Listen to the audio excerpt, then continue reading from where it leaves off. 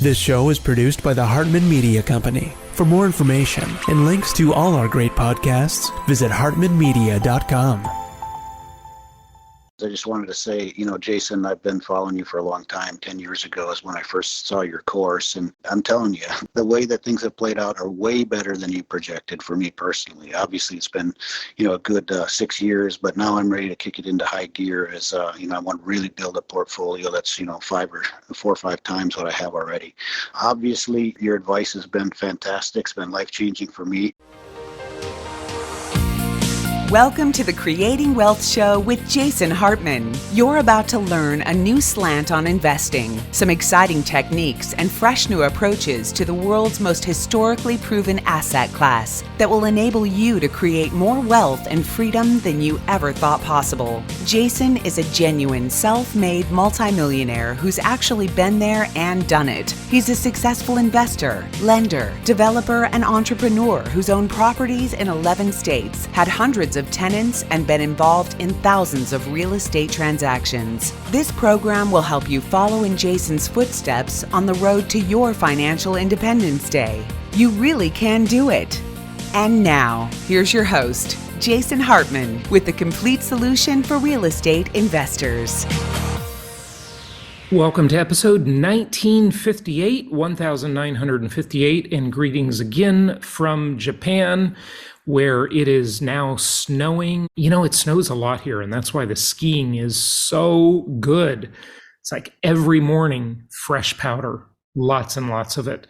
So we've got part 2 of our interview with Neal Bawa today. Very, very smart guy with some great insights. Again, we believe the same thing as far as the demographic cliff. I just believe it's quite a bit further out than he thinks. But listen to both sides and see what you think. Before we get into that, though, I want to give you an update from our friend Mike at Altos. And, I could paraphrase this, but I think it's better that you hear it right from him. Because, again, this market is surprising some people. It is not surprising me, but it is surprising some people who thought there was going to be some huge real estate crash. And they are so darn disappointed. And I think they're going to continue to be disappointed, but we'll see what happens. So if you are watching on video, you'll see the chart that he is talking about. If not, it's pretty simple to understand. But if you are watching on video, you'll also see this gorgeous view behind me of the gently falling snow as we dive into this topic. So here we go. Let's listen in just for a minute or two on what Mike says. Then we'll get to the second part of our interview with Neal. Available inventory of homes for sale declined by another 1.8% this week to 457,000. It's not totally unheard of for inventory this early in the year to creep down for a few weeks. This year's change, though, is notable because inventory was rising so unusually fast in September, October, and even into November. If you're only watching the headlines, or if you like to watch like the real estate crash YouTubers, you'd be expecting now for inventory to be climbing each week. And it's simply not happening. Inventory across the country is declining because we have more buyers and sellers. The fact is we have very few sellers right now. And this trend doesn't seem poised to change direction either. So if mortgage rates stay roughly in the low 6s, we now expect inventory to keep declining for each week through February, it seems likely. Notice in this chart here, each of the last 2 years, inventory kept declining with that insatiable pandemic demand through February and even into March. You can see February 2021 here, I've highlighted where 354,000 homes on the market. And then there was still 8 weeks before the bottom of the inventory curve in 2021. But before the pandemic, see, for example, 2019 in this chart, I've highlighted here 816,000 homes on the market in February 2019. Inventory was already at its low point for the year in early February. And you can see the curve had already bottomed out and was getting ready to climb for the spring home buying season. So the last 2 years have been the exception, but it sure looks like this year will be more like the last 2 years than the pre-pandemic normal. meaning inventory looks to keep declining for several more weeks at least. So there you have it, folks. Again, no surprise to me. We are seeing a whole bunch of sellers who simply refuse to sell their homes. They refuse to put their properties on the market because they have such low mortgage rates. It is just a very different kind of environment now. And I thought you should just hear that. Inventory still extremely low, much lower than anybody could call even close to a normal market, much less a recessionary market, a bad market, a buyer's market. It is strictly a seller's market, and it remains so regardless of the detractors and the people who think there is going to be some big shift in the market. And again, from the beginning, I've just said that these people they're just wrong. There's just no evidence to support their views. Foreclosure rates extremely low, bankruptcy rates extremely low. Yes, there have been some layoffs, but those are to be expected of these overfunded tech companies that really needed to lean up and, do a better job right-sizing their companies. So we will see as it continues, but hey, I've got to grab some coffee and some breakfast and then get my ski gear on and hit the slopes, as we have some great powder here to take advantage of in Japan. So I will let you listen to Neal and I talk, and we have a very lively discussion here. I think you'll really enjoy the rest of this interview that we started on Monday. So here it is. When we look at demographics and how sharply negative the US's demographics have turned so quickly, we know that by 2030, the housing shortage, the numbers that I see for the housing shortage today are fairly credible. They're not exactly right. They're a little bit like inflation. They're a little overstated. But when I see the numbers by 2030, I'm absolutely convinced they're overstated because they're not taking this demographic shift in mind. And so I think that the housing shortage ends sometime in the 2030s because we're going to have an aging population, a lower birth rate, and we'll finally have caught up with that lower birth rate. So I do not think technology fixes this. I think demographics have fixed it already. We're just waiting to catch up with demographics. So that's interesting. And the only thing I would say to that is, I think the housing shortage ends in about 2045 to 2050. That's when the demographics really shift. Okay. The thing I would say, though, is you've got to include immigration, which the U.S. is one of the most open countries, most open to immigration of any, certainly any major country by far. And when you look at the compared to what question, right, and you look around the world and you look at how China's demographics are absolutely appalling. I mean, China is horrific. Over in 2030. It's a time bomb. Okay. Yeah, they're finished. In 2030, it's like the end of China, basically. I mean, it's not finished. Like the country's going to end. This is peak China in 2022. This is peak China right now. Yeah, I agree. Couldn't agree more. On this one, we disagree, and I'll tell you, why. I feel the fact that immigration is a politically hot topic, it hides the fact that immigration to the United States has been dropping, legal and illegal combined. So you got to combine those two numbers, right? So legal's been dropping sharper, illegal's been dropping slower. But if you look at actual immigration in the United States, it has been dropping. Now, it may plateau out this year because of the problems that we have on the southern border, but I bet you those are going to get fixed sooner or later. The Democrats will eventually wake up to the fact that they have to do something serious about this, and I think they're beginning to do that. The Republicans would say you should have done this 2 years ago, and they would be right. My point is that is a time-based problem that will be solved. Overall, immigration to the United States is down for one simple reason. There was always a party for it and a party against it. The truth is now the Democrats themselves are unwilling to put any kind of bills in the Senate or the House that increase immigration. And really that's what most countries are doing. 20 years from now, Germany, for example, is in deep doo-doo, so they're basically opening up immigration. So I don't think that the political will exists to change anything for the next decade or two. It really has to get very bad with corporations screaming saying we don't have any workers. I think that's a very long way away. So I don't think we do anything about immigration in the next 10 years because it's a political challenge. And I'm not seeing those numbers add up to the appalling reduction in our baby creation ability. Yeah, right. Yeah, there's no question about that. I mean, if you want to have a country, you got to have children, folks. That's it. Just ask Japan, Russia, Germany, all the rest. I mean, if they don't have children, they're just it's over. I was kind of approaching the immigration issue from the other side. I would say that the immigration issue, there has not been as much pressure or as much need for foreigners to immigrate to the U.S.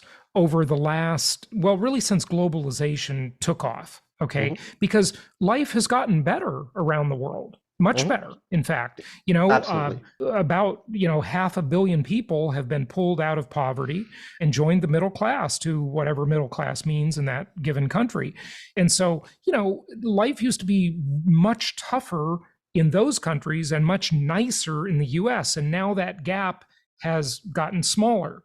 So that lessens almost everywhere. Yes, and it's not just India and China. I mean, it's happened across all of Asia and a significant portion of Africa.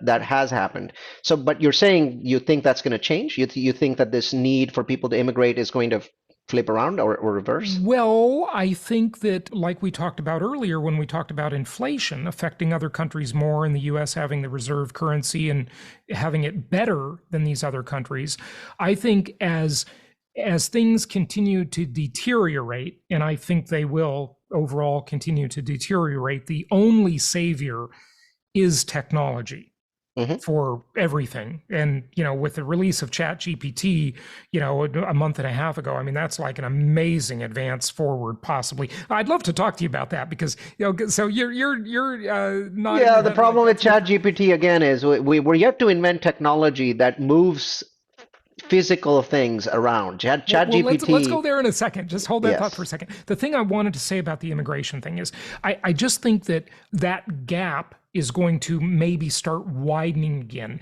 And before we get to the tech component, which I'd love to talk to you about, Neal, because you're really in that much deeper than I am. But I want to bring to your attention an article that has really changed my thinking a lot, that I read back around 2005. And Jeremy Siegel was quoted in this article. And he said, and it was a really interesting thought that I'd never really thought about quite the way he said it. He said that with the rising middle class around the world, all of these people, as they now have disposable income, and keep in mind this article is 17 years old now, okay? Sure.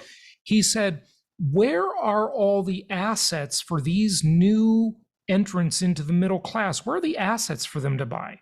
They're going to start looking around for assets. As soon as you are past survival and you have your needs met, you start thinking about, well, I better invest. I better do something with my money, right? And he talked about the looming asset shortage. And I thought that was really interesting. And then you fast forward from that just a few years, and a whole new asset class was created, cryptocurrencies. And I would argue that that's not really that much of an asset class, except for Bitcoin, which is in a class by itself. And I don't think it's going to succeed wildly because the governments and central banks aren't going to let it happen. It's their competition. But it is an interesting idea that, there's just much more of a need for assets. That money has to flow somewhere. And prosperity around the world has increased quite dramatically over the last 25 years.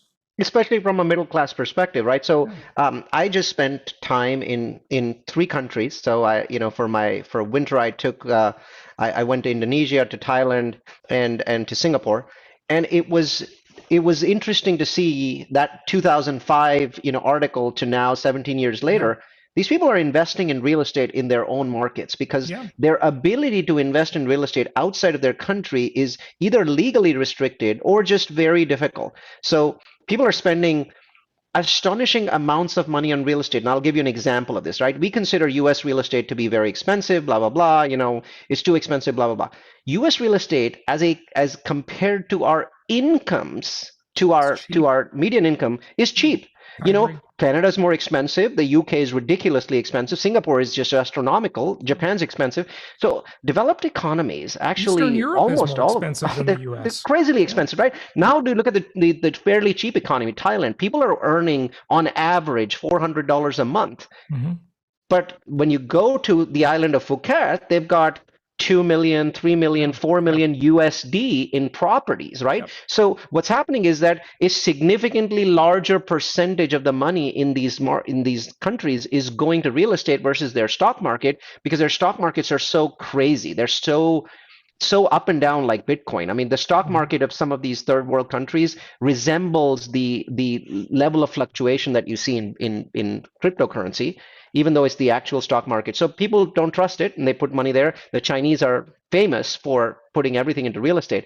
So I think that the assets are being built, but they're built in their country. Yeah. And yes, there's this feeling that somehow that money is going to end up in the United States. The truth is it is, but a tiny fraction.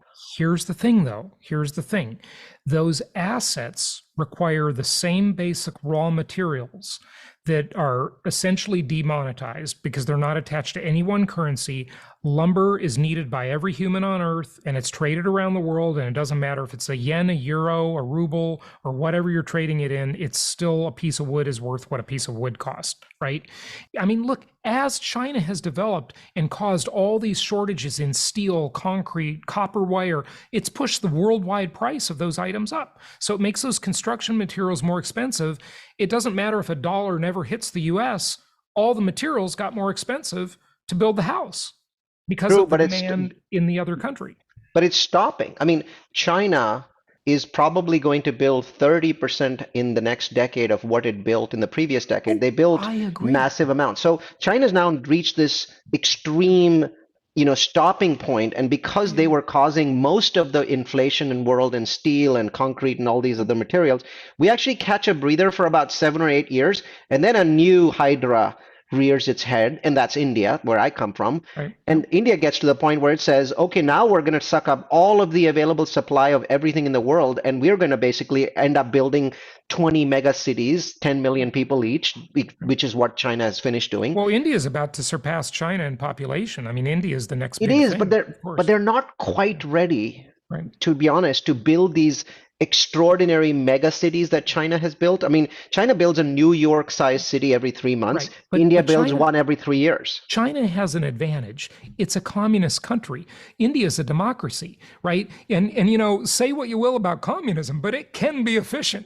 It can be very efficient when top-down communism. Everybody has to move, and who cares about the environment? They can just do whatever they want. They get stuff done extraordinarily quickly. So I think that's why I think we'll catch a breather on the cost of everything for about 10 years before India gets to the point where their economy becomes efficient enough and large enough to basically suck all of that spare production out. So we're going to catch a break there. The other thing that's happening is deglobalization. So the world is now fracturing again into sections. We're now becoming we used to be the free trade champion of the world. We're now a trade protectionist country. And so as that happens, you're going to see trade more happen, inside of the continent. So Canada and Mexico, we're going to trade with them more. We're going to trade less with China. So I think that's going to insulate us from construction cost increases to some level. But overall, that's inflationary.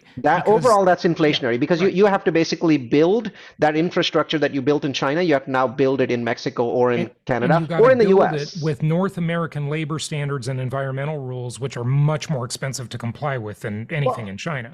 But the truth is, I think, Jason, 10% of that is going to get built in the U.S. A lot of it is going to get built in Mexico, because what we're seeing now is that you do not want this stuff to come 12,000 miles away, especially if the Chinese are going to attack Taiwan, because that'll lock up that entire area and there'll be no trade there for a year or two. I mean, these things take time. The Ukraine war is now 12 months old, and I'm not sure that we're in the second half of the war yet, and we might still be in the first half. Given that, I think that a lot of this stuff is going to end up getting built in Mexico. So one of the tips that I offer people is this. I mean, I study deglobalization or re-globalization or reshoring, whatever you want to call it, whatever the terms are. It's very clear that the easiest winner for real estate people to go after is Mexico.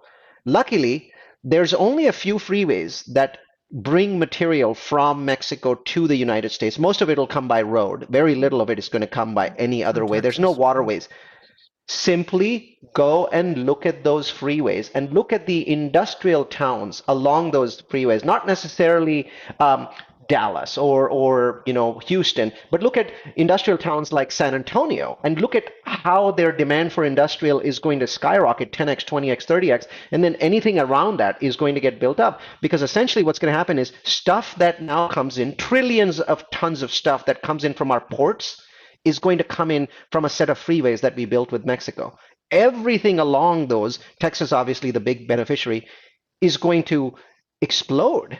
The amount of this stuff is massive. I mean, there's several hundred ships a day. That's a big shift now. So when you think of the Pacific Rim and you look at the ports in LA and San Francisco area and, New Jersey, those are going to suffer, and a lot of that massively traffic is going to be moved to trucking in the US. And if those trucks become self-driving, that's going to be more efficient too. So yeah, I think they will, because what will happen is, self-driving for trucks is actually a much easier problem to solve mathematically than for cars, especially if they're on fixed routes, right? So if like, for example, San Antonio down to not quite Mexico City, but some of their closer towns that are developing and exploding on their side is about 400 miles. So a Tesla truck, which has a 500-mile radius, could be programmed to run on that route back and forth continuously, right? So you're not solving a complex mathematical problem. So you're going to see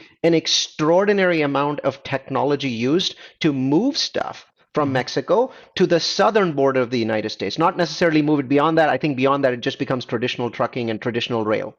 And the river network in the U.S. is pretty awesome. The only problem is it's incredible. So the levels are so low, you can't ship anything on the Mississippi at the moment. But that's right. We need more rain. But still, I think that even with the problems that we have, the United States has easily the world's best river trade system. No one else in the world even comes close to it. We have 13,000 miles of river, and I think we're going to start using it again because it'll start to make sense as we reshore, right? So as we reshore, we're not just reshoring from Mexico, we're also reshoring from Canada. I mean, you mentioned timber. What most Americans think that our timber comes from China. It doesn't. All of it comes from Canada. Yeah, it's Canadians that are basically sending us our lumber because it's too expensive to bring it in from China, and China's using all of their lumber. They're not really exporting anything. Right. Good stuff. Well, Neal, I could talk to you forever, but we do have to wrap it up. But I want to give you a chance to talk about the technology thing that we sort of postponed that point because we did mention ChatGPT, and you apparently don't think this is that amazing. I think it's the prelude to passing the Turing test, No, I don't. I think that general artificial intelligence is still decades away simply because of the nature of general artificial intelligence. I'm a technologist, so I understand what ChatGPT does. Yeah. It doesn't make it any less remarkable. It is truly astonishing, and we'll find not thousands, but hundreds of thousands of different applications, but it's only moving bits and bytes. And that restricts its usage. So I think that copywriters will go out of business, social media people will go out of business, right? So it's basically going to, over the next decade, and this will happen pretty quickly. Remember, only bits and bytes are involved, so the rollout is exponential in nature. It's not linear like it is with things that are heavy. So I think 10 years from now, it's going to eat up entire industries. It's going to be extremely dramatic. But I think that the challenge is this: technology was already doing a good job of taking some of these jobs away. So many of our copywriters, my copywriters, live in the Philippines. So what's really going to happen, a lot of people outside the US are going to lose their jobs, and a lot of people in the US are going to lose their jobs. So I think it's destructive in the sense that I think it is over a decade, $1 trillion technology, but there's other technologies out there that are $10 trillion or $100 trillion technologies that I think are bigger. So in the meantime, though, care to mention one or two of those? Well, I think that to me, this process of reindustrialization, this process of bringing all of our supply chains back to our own continent is going to be $100 trillion opportunity over 2 decades, simply because you cannot drive the numbers down. Technology only helps to a certain level, and we've already reached that tipping point where technology can't help with that as much anymore. So I think the dollar numbers there are massively, enormously larger. So I think that there's technologies there that are huge. The other one that is not a big one for this decade, but arguably is the largest for the next decade, is the implementation of true self-driving. So Tesla recently rolled out its beta to anyone that has a Tesla car, which My I friend was bought surprised it to see. with for his Tesla. Yeah, Right. $12,000. Yeah. And I don't think it's ready. I think it's. But if you look at technology exponentially, because it's not linear, it's exponential. Bits and bytes are exponential.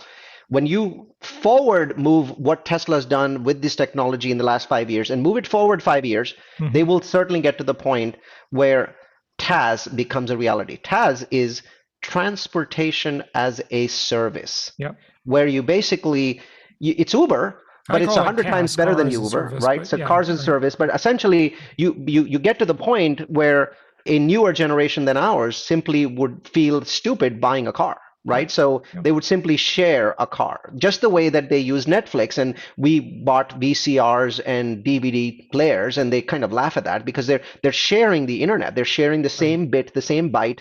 It's a 100 million distributed people are network. watching it. Same Exactly. with cars. Yeah. Cars will become a distributed network, and what will drive it is the green parties. The green parties will recognize that this is highly beneficial from a carbon benefit perspective. So they're going to create laws for it. They're going to basically subsidize it to the nth degree to make that possible. It also agrees with their political views of sharing everything, the somewhat socialist view that everything in the economy should be and must be shared, blah blah blah. So I think it appeals to be happy. it definitely appeals to the left greatly, and so they'll put money into it. So TAAS, I think, fundamentally changes the United States in one simple way. We built a freeway system in the 50s. Everything we did in real estate since then was based on that. If that changes, then everything changes. And also for real estate, 800 million parking lots become available for redevelopment a decade from now. About 40% of any given city is dedicated to parking.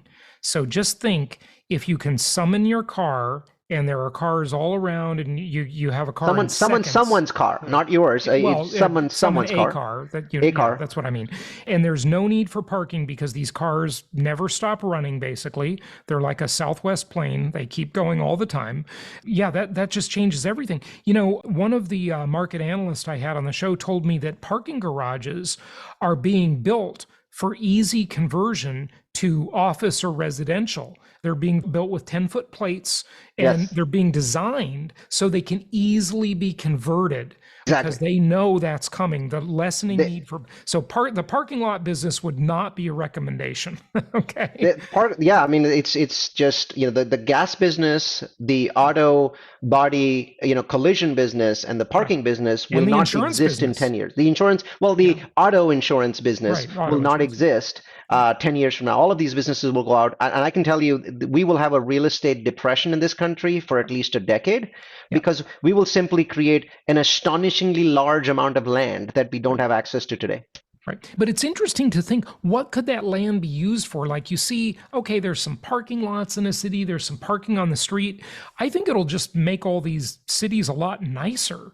Without all for the some amount street of parking, time, and things like that, it'll just look a lot nicer, I don't know. It's sort of interesting because that also, if we're not building highways, we reduce the need for concrete and construction materials and construction workers and all those drivers that'll be laid off. I mean, a TAAS network uses roughly 12% of the freeway systems of the US. It doesn't need to use the rest because cars can be within a few inches.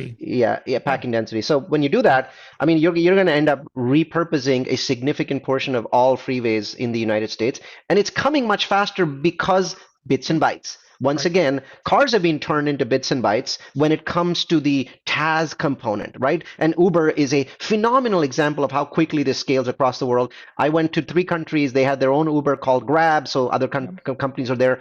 Grab was much more advanced than Uber. They did many more things. They had many more services. So the ability to digitize within a single decade is phenomenal. And again, this is in contrast with 3D printing, which you can't digitize as easily because there's physical material involved. But cars already exist, and upgrading a car to become, it's not that hard once you get the technology going. It's maybe a $2,000, $3,000 kit to retrofit an existing car to do that. And I'm sure Tesla will be selling truckloads of those kits if they end up being that company that succeeds. So I just feel like there is an absolute massive earthquake that shifts the real estate landscape 7, 8, 9 years from now? Well, here's the other thing it does is that, the three primary rules of real estate have always been location, location, location. Is Right. location that, I would always make the example of, what if you love to surf and you live in San Diego, California, right? Because you love to surf and you got to live in Right. San Diego or Orange County or LA, right? Where the waves are. But then you think, well, I don't need my expensive multi-million-dollar house here anymore by the beach because I can just live inland. I can live in Phoenix or, someplace inland. And every Friday evening, I can jump in my self-driving car at midnight and I can go to sleep and I can wake up at the beach and I can surf and it can drive me back that night after a day of surfing, So the location, think of what that does to high-end real estate that's value is driven by location.